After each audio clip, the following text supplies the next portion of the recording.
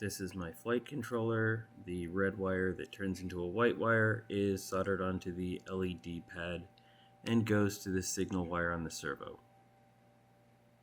So here I am in the CLI and you can see my resource, and I have the servo set to C04, which I believe is the output for the LED strip.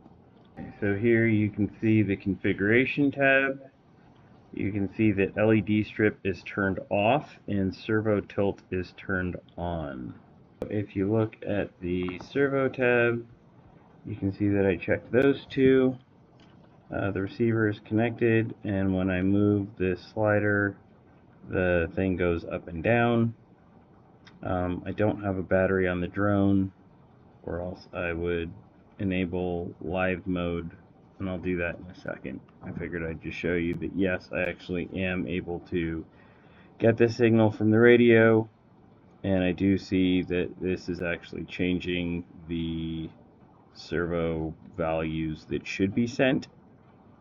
Here I have live mode enabled, and I am going to move the slider, and you can see the value going up and down in beta flight, but nothing is happening on the drone.